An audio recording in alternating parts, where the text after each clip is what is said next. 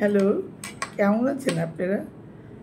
আপনাদের সাথে আজ এসেছি আরও একটা বিষয়, খুবই কমন এবং গুরুত্বপূর্ণ বিষয়ে আলোচনা করার জন্য। সেটি হলো প্রেগনেন্সিতে ডায়াবেটিস মেলাইটাস, অর্থাৎ প্রেগনেন্সির সাথে ডায়াবেটিসের কী সম্পর্ক এবং প্রেগনেন্সিতে কী ধরনের ডায়াবেটিস হতে পারে এবং এই ডায়াবেটিসযুক্ত প্রেগনেন্সিতে বাচ্চা এবং মায়ের কী কী ক্ষতি হতে পারে, কমপ্লিকেশন কী কী।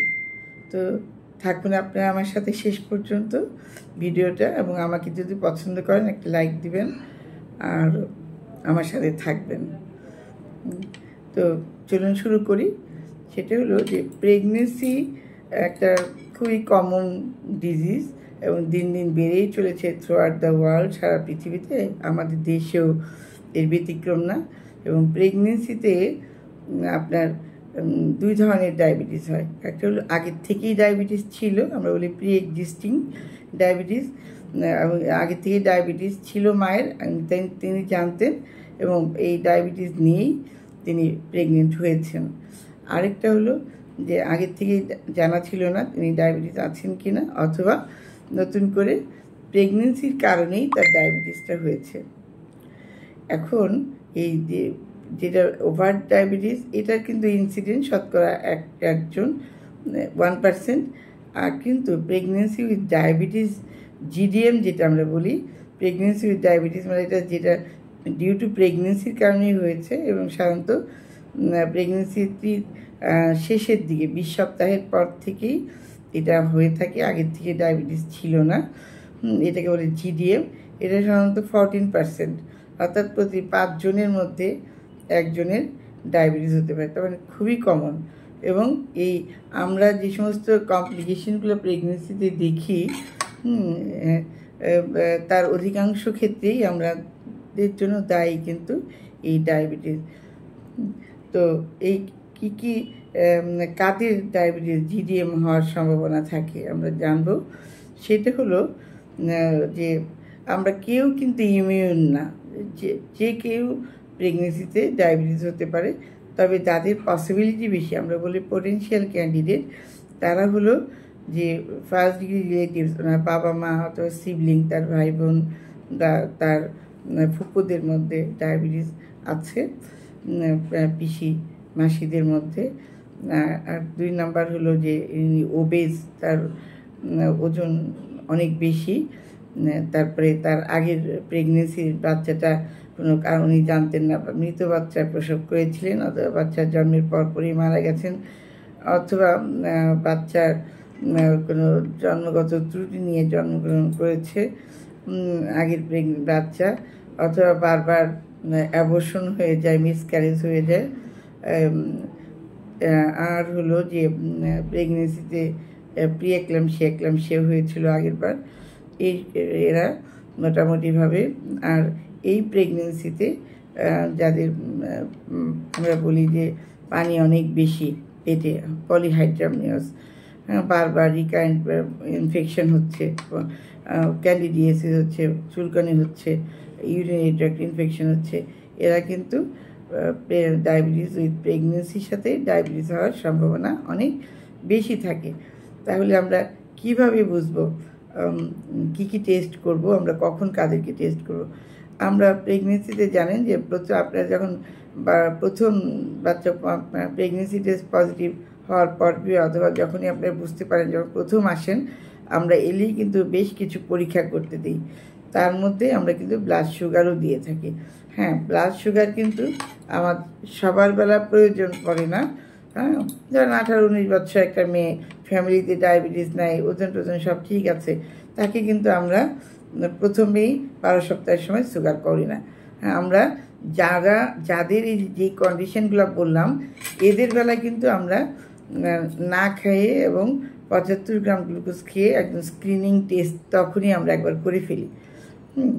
আর সবাইকে আমরা এই যে টেস্ট একদম সব প্রেগনেন্সি যাদের সম্ভাবনা আছে বা নাই, সবার বেলায় কিন্তু আমরা ওই যদি আগে ধরা না পড়ে, তাহলেও কিন্তু আমরা ওই 24 থেকে 28 সপ্তাহের দিকে একবার সুগারটা করে থাকি, যখন আপনি আসেন তখন আসলে দেখবেন যে আমরা গ্লুকোজ খেয়ে 1 ঘন্টা পর একটা টেস্ট করতে দিই।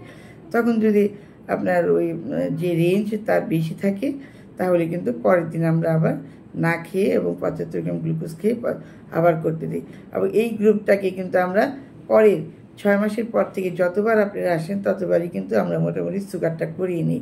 কারণ আমাদের সন্দেহ থাকেই যে কখন আসবে আমরা এটা জানি না, যে 20 সপ্তাহে ভাবেন যে আমি তো একবার করিয়েছি আর করবো না। না, আপনার কিন্তু 6 মাসে আসলো না, 8 মাসেও আসতে পারে, 7 মাসেও আসতে পারে। কাজেই আমরা যাদেরকে মনে করি যে ডায়াবেটিস হওয়ার সম্ভাবনা, তারা কিন্তু আমরা পরে বারবারই করতে থাকি এবং যখন দেখা যায় লাস্ট মুহূর্তে যেয়ে ধরা পড়ে। কাজে আমাদের কাজ হলো গোয়েন্দাগিরি করা, যাতে আমরা সুগার বেশি থাকলে ধরতে পারি। কারণ প্রেগনেন্সির সুগার কিন্তু আমরা ভীষণ ভয় পাই, হ্যাঁ। এবং যে আপনি স্টিল বর্ন অথবা আইউডি, যেগুলো বাচ্চা হঠাৎ করে বাচ্চা পেটের মধ্যে মারা যায় কোনো কারণ ছাড়া, তার একটা মোস্ট কমন কজ কিন্তু এই ডায়াবেটিস। এবং বাচ্চার নিউনেটাল ডেথ, বাচ্চা জন্মের পরেও যে বাচ্চারা, এবং বড় বাচ্চা ম্যাক্রোসোমিক বেবি, আগে প্রেগনেন্সিতে অনেক বড় বাচ্চা হয়। আমরা কিন্তু খুব বেশি বড় বাচ্চা হলে খুশি হই না।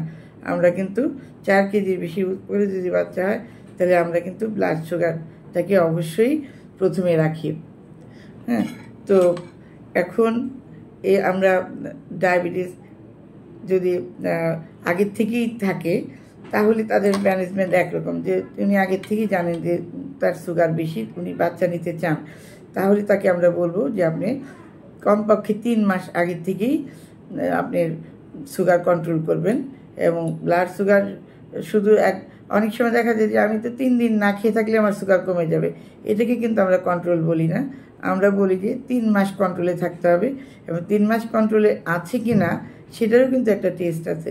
আমরা বলি হিমোগ্লোবিন A1C, সেই হিমোগ্লোবিন A1C অবশ্যই 6.5-এর নিচে থাকতে হবে, হ্যাঁ। এবং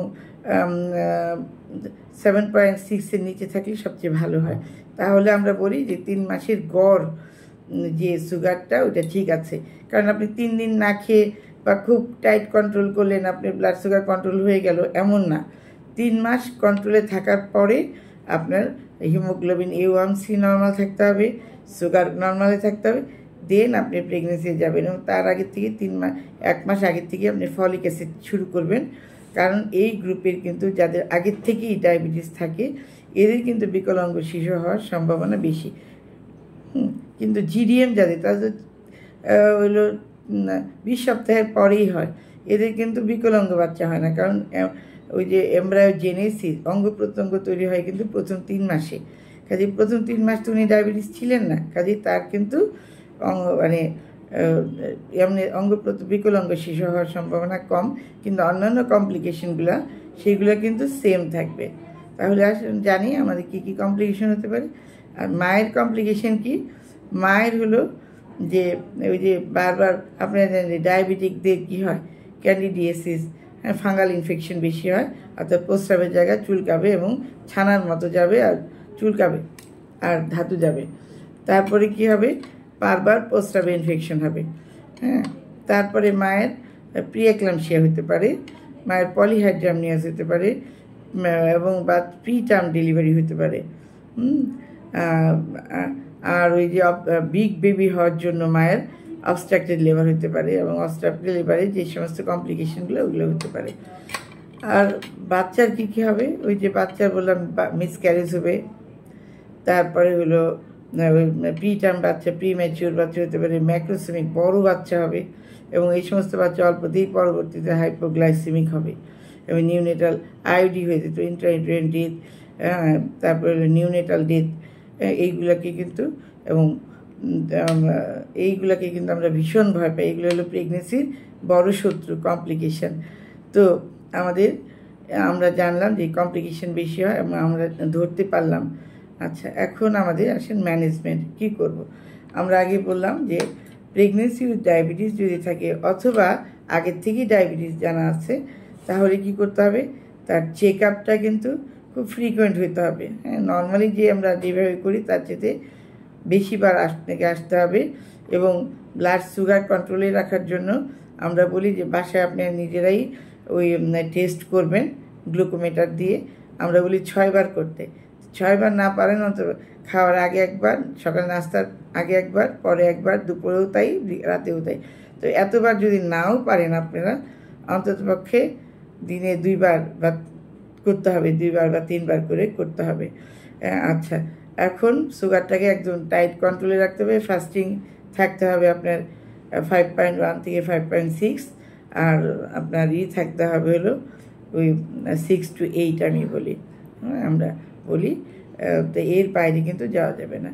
এখন কিভাবে আমরা কন্ট্রোল করব? আচ্ছা, প্রথমে হলো আপনার ডায়েট। হ্যাঁ, একটা হলো যে আমরা বলি যে আমার লাইফস্টাইল ম্যানেজমেন্টের মধ্যে আপনি হাঁটা চলা কেমন হবে, আপনি খাওয়া দাওয়া কেমন হবে, কী কী খাবেন, কী কী খাবেন না। হ্যাঁ, সেটা হলো এটাও কিন্তু আপনার ওই যে প্রেগনেন্সিতে আমার একটা ভিডিও আছে, দেখে নেবেন যে প্রেগনেন্সিতে ওজন কেমন বাড়া উচিত, কোন ওজনের কেমন খাওয়া উচিত। যাদের নর্মাল বডি ওয়েট থাকে, হ্যাঁ, 45 থেকে 60-এর ভিতরে, হ্যাঁ, আমরা বলি যে হাইট অনুযায়ী ওয়েট দেখতে হয়, বিএমআই দেখে আমরা বলি 18 থেকে 24-এর মধ্যে যদি হয় আমরা বলি নর্মাল বিএমআই। ওরকম যদি হয় তাহলে আপনারা কিন্তু 2 থেকে 2,500 কিলো ক্যালোরি খাবার খেতে পারেন, অর্থাৎ স্বাভাবিক যেভাবে খান তার চেয়ে একটু বেশি খাবেন বাচ্চার জন্য। হ্যাঁ, তার মধ্যে 40% হলো কমপ্লেক্স কার্বোহাইড্রেট খাবেন। আমরা বলি যে ব্রাউন চালের ভাত অথবা লাল চালের ভাত খাবেন, সাদা ভাত খাওয়ার দরকার নাই, আটার রুটি খাবেন। আর হলো প্রোটিন, তো আমরা যে ডিম, মাছ, মাংস এটা খেতে হবে 20%, আর 30 থেকে 40% আপনারা ফ্যাটি খাবার খাবেন, তবে ওই খাবারগুলো খাবেন না, ওই স্যাচুরেটেড ফ্যাট বা অ্যানিম্যাল ফ্যাট এগুলি খাবেন না। হ্যাঁ, তো আর শাকসবজি, তরকারি, ডাল বিভিন্ন রকম। তবে শুধুমাত্র আমাদের বাঙালি খাবারের মধ্যে 80% কিন্তু আমাদের কার্বোহাইড্রেট থাকে। অল্প শাক, ডাল, মাছ নিয়ে ভাতের পরিমাণটাই বেশি, এটা করা যাবে না। হ্যাঁ, 1/3 কার্বোহাইড্রেট রাখবেন, আর বাকি 1/3 প্রোটিন কার্বোহাইড্রেট খাবেন, শাকসবজি খাবেন, তরকারি খাবেন। আর যার ওয়েট বেশি, আগের থেকেই ওবেজ থাকেন, হ্যাঁ, মোটা 60 কেজির উপরে বেশি, 70-80 কেজিও থাকে আমাদের, অনেক বেশি মা আপনারা আমাদের 90 কেজিও থাকেন আপনারা। তো তাদের বেলা কিন্তু ডায়েট রেস্ট্রিকশান, ক্যালোরি কম খেতে হবে। তাদের কিন্তু বলে 1200 থেকে 1500। তাদের কিন্তু ভাত আর কার্বোহাইড্রেট, প্রোটিন সবই কিন্তু, প্রোটিন খাওয়া যাবে, কার্বোহাইড্রেট আরও বেশি কমিয়ে দিতে হবে। আর সিম্পল সুগার যেগুলা, ওই চিনি, মিষ্টি, সাদা ভাত, সাদা পরোটা, বা ওই যে কোক, ড্রিঙ্কস যেগুলোতে চিনি থাকে, সুগারি আইটেম থাকে, চিনিযুক্ত ফল যেগুলা, মিষ্টি ফলগুলা, এগুলো অ্যাভয়েড করতে হবে। আমরা মনে করি যে ভাত এগুলো খাই না, মিষ্টি ফল খেলে কিছু হয় না, ফলে কিন্তু ফ্রুক্টোজ থাকে, ওটাও কিন্তু আপনার বাড়াবে, মানে আপনার জন্য খুব বেশি না, মিষ্টি ফলগুলোও কিন্তু আপনাকে অ্যাভয়েড করে চলতে হবে। তো এইভাবে আপনি এই একটা ডিম, দুধ, শাকসবজি, মাছ, মাংস খাবেন, কিন্তু কার্বোহাইড্রেটের বেলা লাল চাল আজকাল পাওয়া যায়, ঢেঁকি চাল যদি পান তো ভালো, আর লাল আটা রুটি খাবেন। আর আমরা বলি 6 বার খেতে, 3 বার সকালে ব্রেকফাস্ট, দুপুরে লাঞ্চ, রাতের খাবার ডিনার, আমরা বলি ইফতারির পরপরই এই মাগরিব আপনি ওই 7-8টার মধ্যে খেয়ে ফেলবেন। আর 3 বার স্ন্যাক্স ইন বিটুইন, 2টার মাঝখানে 10টা-11টার দিকে একটু 1 কাপ দুধ খেলেন, আবার বিকাল 5টার দিকে একটু হালকা কিছু নাস্তা করলেন, আবার রাতে শোয়ার সময় একটু দুধ খেলেন। মানে 6 বার খেতে হবে, ফ্রিকুয়েন্ট খেতে হবে। হ্যাঁ, যে একবার খেলে সারাদিন খাবো না, ওরকম না, বারবার 6 বার মতো খেতে বলি আমরা। আচ্ছা, এই হলো আপনার ডায়েট। আর হলো মিষ্টি জাতীয় খাবার খাওয়া যাবে না। হ্যাঁ, আর হলো আপনার হাঁটা চলা, এক্সারসাইজ। নর্মালি আমরা বলি যে ইনসুলিন, হাঁটাচলা করলে, এক্সারসাইজ করলে মাসেলের ইনসুলিন বেড়ে যায়, গ্লুকোজ আপটেক বেড়ে যায় এবং সুগারটা কন্ট্রোলে থাকে। তাহলে এই সময় তো আমরা খুব হ্যাভি এক্সারসাইজ করতে পারবো না। তো এই সময় আমরা বলি যে দিনে অন্তত 30 মিনিট হাঁটবেন। 30 মিনিট কিন্তু আপনি একবারই হাঁটবেন না, প্রতিবার খাবারের পরে 1 ঘন্টা পরে আপনি 10 মিনিট করে হাঁটবেন এবং একটু জোরে জোরেই হাঁটবেন। প্রতিবার 10 মিনিট করে হাঁটলে আপনি দেখবেন 30 মিনিট হাঁটা হয়ে গেছে। আর হালকা পাতলা একটু ঘরের বাইরে একটু হাত পা নাড়াচাড়া করলেন, একটু হালকা এক্সারসাইজ করলেন। হ্যাঁ, এগুলো কিন্তু করা যাবে। আর বসে শুয়ে থাকা যাবে না, হাঁটতে হবে আধা মাইল করে মানে আধা ঘন্টা করে প্রতিদিন। তো এই হলো আপনার এক্সারসাইজ, ডায়েট। আর হলো এতেও বেশিরভাগ ক্ষেত্রেই কিন্তু 25% ক্ষেত্রে কিন্তু শুধু ডায়েটেই কন্ট্রোল হয়ে যায়, এক্সারসাইজে কন্ট্রোল হয়ে যায়। আর ড্রাগের মধ্যে হলো যে ড্রাগ শুধু ডায়েটেও 25% কন্ট্রোল হয়ে যায়, আর হলো ডায়েটেও 25% কন্ট্রোল হয়ে যায়। আর বাকিটা আপনার মেডিসিন নিতে হবে। কি আমরা বলি, ফার্স্ট লাইন হলো ইনসুলিন, আর সেকেন্ড লাইন আগে বলতোই না, এখন কিন্তু আমরা ম্যাটফর্মিন দেওয়া যেতে পারে। ম্যাটফর্মিন একটা ডায়াবেটিসের ড্রাগ আছে। এটা কিন্তু যদিও বলে প্লাসেন্টাল ব্যারিয়ার ক্রস করে, কিন্তু বাচ্চার জন্য টায়াটোজেনিক না, এটা বাচ্চার কোনো তেমন ক্ষতি করে না। কাজেই আপনার মেটফর্মিন দিয়েও আপনি কন্ট্রোল করতে পারেন। তাই সবচেয়ে ভালো হয় সলিবল 3 বার ইনসুলিন দিয়ে যেটা কন্ট্রোল করা, ওইটা কন্ট্রোল করবেন এবং অবশ্যই কন্ট্রোলে থাকতে হবে। আর এখন কে দেখবে, ডায়াবেটিসের ডাক্তাররা ডায়াবেটিসটাকে কন্ট্রোল করবে, আর আমরা যারা অবস্টেটিশিয়ান আমরা আপনার বাবু এবং আপনার অন্য সাইডটা আমরা দেখব এইভাবে। আর বলে ডায়েটিশিয়ান, আমাদের তো এত লোকজন নাই, আমাদের দেশের লোকজন এত পয়সা দিয়ে আবার নিউট্রিশনে এখন যদি আছে অবশ্য ডায়েটিশিয়ান, যদি প্রয়োজন আপনারা মনে করেন যাদের অ্যাবিলিটি আছে তারা ডায়েটিশিয়ানের কাছেও যাবেন, আপনাকে প্ল্যান করে দিবে আপনি কি খাবার খাবেন না। আমি যেমন বলে দিলাম, এইভাবে যদি আপনি ডায়াবেটিসের ডাক্তার বলে দিয়ে থাকে, আমরাও কিছুটা আপনাকে হেল্প করব, তাতেও আপনি কন্ট্রোল করতে পারবেন। আর হলো যে ডেলিভারি কখন হবে, ডায়াবেটিসের সবচেয়ে গুরুত্বপূর্ণ ব্যাপারটা হলো ডেলিভারি টাইমিংটা। হ্যাঁ, যে যদি ডায়েটে এবং কন্ট্রোল থাকে, ওয়েট কন্ট্রোল থাকে, তাহলে কিন্তু আপনি একদম ডেট পর্যন্তই যেতে পারবেন। এবং তারপরে বাচ্চার পজিশন এভরিথিং সব যদি ভালো থাকে, আপনি আর যদি কোনো কমপ্লিকেশন না হয়, অবশ্যই delivery, vaginal delivery, normal vaginal delivery, spontaneous ব্যথা উঠলে হবে, অথবা ইন্ডাকশন করে আমরা ভ্যাজিনাল ডেলিভারি করে দিতে পারি। আরেকটা হলো ড্রাগ দিয়ে যাদের কন্ট্রোলে আছে তারা 39 সপ্তাহ এক্সপেক্টেড ডেট যে থাকে তার 1 সপ্তাহ আগেই আমরা ইন্ডাকশন দিয়ে ডেলিভারি করে ফেলবো, অথবা যদি অন্যান্য কমপ্লিকেশন থাকে তাহলে আমরা সিজার করব। আর যদি কন্ট্রোলে না থাকে তাহলে অবশ্যই 37 থেকে 38 সপ্তাহের মধ্যেই করে ফেলতে হবে, কারণ বেশিরভাগ শিশুর মৃত্যু হয় কিন্তু শেষের 2 সপ্তাহে। এবং যাদের ডায়াবেটিস উইথ প্রেগনেন্সি এদের কিন্তু অবশ্যই ডেট করা যাবে না। আর এটা যেহেতু হাই রিস্ক প্রেগনেন্সি, এই প্রেগনেন্সি ডেলিভারিগুলো অবশ্যই আপনার ভালো সেট আপযুক্ত হসপিটাল অথবা নার্সিংহোমে হবে, যেখানে আপনি শিশু ডাক্তার, নিউনেটোলজিস্ট থাকবেন এবং ভালো অবস্টেটিশিয়ান থাকবেন। অবশ্যই বাচ্চা হওয়ার সাথে সাথেই বাচ্চার ডেলিভারির সময়ও ব্লাড সুগারটাকে কন্ট্রোলে কীভাবে রাখতে হয় আপনার ডাক্তার এটা বলে করবেন। আর সিজারের সময় তাই ওইভাবে করবেন, ইনসুলিন দিয়ে কন্ট্রোলে রাখবেন। আর ডেলিভারির পরপরই বাচ্চাকে অবশ্যই নিউনেটোলজিস্ট দেখবেন, এবং বাচ্চা হওয়ার 2 ঘন্টা পরে বাচ্চার সুগার কিন্তু পরীক্ষা করতে হয়। বাচ্চা কিন্তু যেহেতু মায়ের সুগার পাচ্ছিল এতক্ষণ, এখন তো আর মায়ের সুগার সে পাচ্ছে না, এই সমস্ত বাচ্চা কিন্তু খুব তাড়াতাড়ি হাইপোগ্লাইসেমিক হয়ে যায়, কনভালশন শুরু হয়ে যায়। কাজে এই সমস্ত বাচ্চাদেরকে অনেক সময় কিন্তু আইভি ফ্লুইড দিতে হয়, হ্যাঁ, বা ভর্তি রাখতে হয়। আর হলো তো এই হলো আপনাদের ডায়াবেটিস। আর তারপরেও আপনাকে এটাই শেষ না, বাচ্চা হওয়ার 1 মাস পরে মায়ের সুগার দেখতে হবে এবং 3 মাস পরে দেখতে হবে। জিডিএম যাদের, তাদের বেশিরভাগই বাচ্চা ডেলিভারির পরে আবার স্বাভাবিক চলে আসে, তবে এর মধ্যে প্রায় 20%, 5 to 20% কিন্তু টাইপ 2 ডায়াবেটিস মানে এটা পরবর্তী লাইফে হতে পারে। কাজেই আপনার আগের থেকেই যাতে ডায়াবেটিস না হয় সেই জন্য আপনার লাইফস্টাইল, খাওয়া দাওয়া, হাঁটা চলা, এক্সারসাইজ আগের থেকেই আপনি সতর্ক থাকবেন। যাদের প্রেগনেন্সিতে ডায়াবেটিস হয় তাদের পরবর্তীতে হওয়ার সম্ভাবনা, পরবর্তী প্রেগনেন্সিতে হওয়ার সম্ভাবনা, কাজেই যাতে না হয় সেজন্য কিন্তু আপনি সতর্ক থাকতে হবে। আপনি ডাক্তারের সাথে যোগাযোগ রাখবেন, নিজের ওয়েট ঠিক রাখবেন। হ্যাঁ, মায়ের সুগার, মাঝে মাঝে রক্তের সুগারটা পরীক্ষা করে দেখতে হবে। তো ধন্যবাদ আমার সাথে এতক্ষণ থাকার জন্য।